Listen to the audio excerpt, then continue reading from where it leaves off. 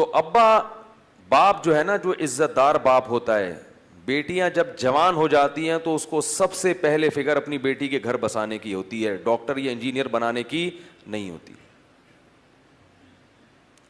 نہیں یاری میرا خیال ہے بات, سب سے پہلے اس کی فکر کیا ہے کہ بچیوں کا گھر بسے. اور میں بار بار کہتا رہتا ہوں, نکاح تعلیم میں رکاوٹ نہیں ہے. ڈاکٹر بنانا ہے, شادی کر کے اپنی بیوی کو خود ہی بنا دو. باپ کی ذمہ داری نہیں ہے کہ بچی کو انجینئر یا ڈاکٹر بنائے یا پی ایچ ڈی کروائے, کیونکہ باپ کا اس بیٹی سے براہ راست مفاد نہیں ہے. ڈاکٹر بنے گی, فائدہ سسرال اٹھائے گا. کیوں باپوں پہ اتنی ذمہ داریاں ڈالتے ہو, کیوں عذاب کیوں بنا رہے ہو بیٹی کی پیدائش کو؟ ہم روزے اس لیے رکھتے ہیں کہ اللہ نے حکم دیا, تو اللہ ہی نے یہ بھی حکم دیا ہے کہ باپ پر بیٹی کی ذمہ داری صرف بلوغت تک ہے. بلوغت کے بعد کس کی ذمہ داری ہے؟ سسرال کی ہے. کیونکہ بیٹی کا سارا مفاد سسرال سے وابستہ ہوتا ہے اور سسرال کا سارا مفاد اس بیٹی سے وابستہ ہوتا ہے. کیسے کیسے بے شرم لوگ دنیا میں پائے جاتے ہیں. باپ شادی نہیں کر رہا, بیٹی رشتہ آ رہا ہے, وہ نکاح نہیں کر رہا. کیوں؟ اس لیے نہیں کر رہا کہ بچی ابھی میڈیکل کالج میں پڑھ رہی ہے. تو میں نے کہا کہ میڈیکل کالج میں پڑھنے کی فیسیں آپ بھر رہے ہو, بچی کو رخصت کر دو, سسرال کے ذمہ ڈال دو کہ ہماری بچی کے MBBS کے 2 سال رہ گئے, کیونکہ فائدہ تم ہی کو ہوگا, یہ 2 سال تم کراؤ گے, ہم نہیں کرائیں گے. سسرال اتنا بے غیرت اور بے شرم ہوتا ہے, ابھی گالیاں دینے پر میرے دل چاہ رہا ہے خادم حسین کو بلاؤں گا میں اسپیشل اس کام کے لیے. اتنے بے شرم ہے نا یہ داماد آج کا, اس زمانے کا, جو داماد اور بے غیرت میں کوئی فرق نہیں ہوتا. سارے بے شرم بے غیرت پتہ نہیں ہمارے ملک میں کیوں پیدا ہو گئے ہیں.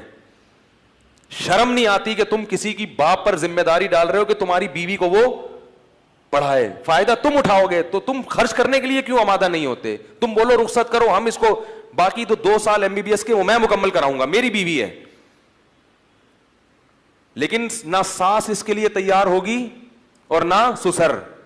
تو اس کا عذاب یہ آتا ہے کہ جب دوسرے کی ذمہ داری اٹھانے کے لیے تیار نہیں, تو اللہ تمہاری اولاد کو عذاب بنا دیتا ہے تمہارے لیے کہ بھگتو.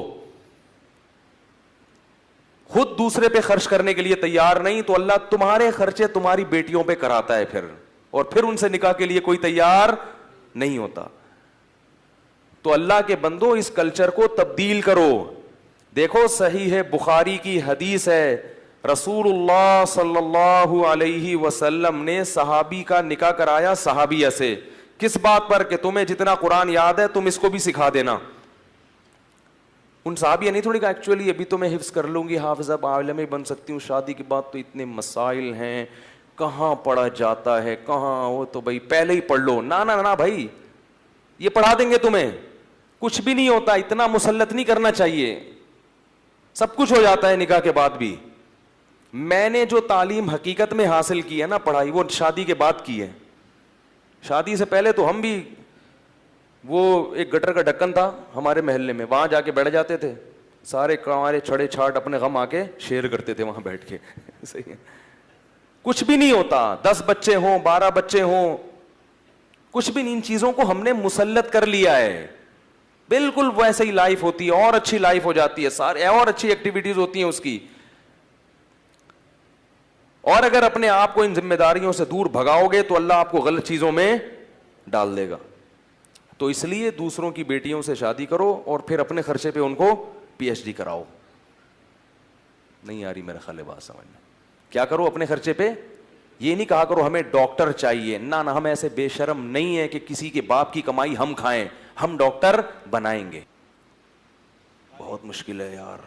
میں شکر کرے میں بھی تھوڑا سا اپنے آپ پر میں نے قابو کیا ہے, ورنہ یہ ٹاپک جب آتا ہے نا تو جو لوگوں کے حالات نظر آ رہے ہیں, ایک چیز اللہ سے مانگنی چاہیے, اے اللہ بے غیرت بننے سے پہلے ہمیں دنیا سے اٹھا لے. غیرت نہیں ہے, خدا کی قسم دلائل کے انبار لگا دو, باتیں سمجھ میں نہیں آئیں گی. اگر غیرت نہیں ہے نا تو جو مرضی کر لو. پھر وہ ایک انگریز عورت آئی تھی نا ہمارے یہاں, میں نے بتایا تھا فرانس سے, مثال تو بیہودہ ہے لیکن وہ بار بار اس کہہ رہی تھی اسلام میں یہ یعنی بدفعلی مردوں سے حرام کیوں ہے, یعنی اگر کوئی عورت سے نکاح کرنا چاہتی ہے, مرد سے شادی کرنا چاہتی ہے تو حرام کیوں ہے. اس کو میں نے سمجھایا, درس طریقے سے سمجھایا, اس کے سمجھ میں نہیں آیا. پھر مجھے خیال اس کو میں بتاؤں, غیرت جب ختم ہو جائے نا تو پھر چیزیں سمجھ میں, بولو بھائی نہیں آتی. یہ گندا عمل ہے. آپ بھنگی کو سمجھاؤ کہ یہ گٹر ہے, بدبودار ہے, وہ کہے گا میں تو ڈبکیاں لگاتا ہوں, مجھے بڑا مزہ آتا ہے. او بھائی اس میں وہ چیز ہی حصی ختم ہو گئی ہے صفائی ستھرائی کی. اب آپ بھنگی کو بولو گوں گوبر, وہ کہے گا اتنی میٹھی میٹھی باتیں میرے سامنے نہیں کیا کرو, وہ یہی کہے گا نا. کسی عام آدمی کے سامنے کرو گے بار بار کہ کیا گوبر گوں, کیا منہ سے وہ اچھی چیز کا نام لو. بھنگی کے سامنے جتنا گوں گوبر کرو گے وہ خوش ہوگا, کہیں کسی کا گٹر تو نہیں بند ہے, مجھے لے جاؤ یار, مجھے پیسے ملیں گے. تو حقیقت ہے کہ جب اذا فاتک الحیاء فافعل ما شئت, جب حیا ختم ہو جائے تو پھر جو چاہے کرو. تو بچی بالغ ہوتے ہی اس کی شادی ہونی چاہیے, اور آگے ساری تعلیم وہ کہاں جا کے حاصل کرے گی؟ سسرا. اور پریگننسی یہ تعلیم میں رکاوٹ نہیں ہے. آپ یورپ امریکہ میں وہاں کی خواتین سے پوچھو, پریگننسی کے دوران یونیورسٹیوں میں جاتی ہیں, پڑھتی ہیں, سب کچھ ہوتا ہے. یہ ہم نے ہوا بنا لیا ہے. ان کے ہاں جو ہو رہا ہے وہ صحیح ہے, اور ہمیں جو ہے نا پتہ نہیں کس لائن پہ لگا دیا.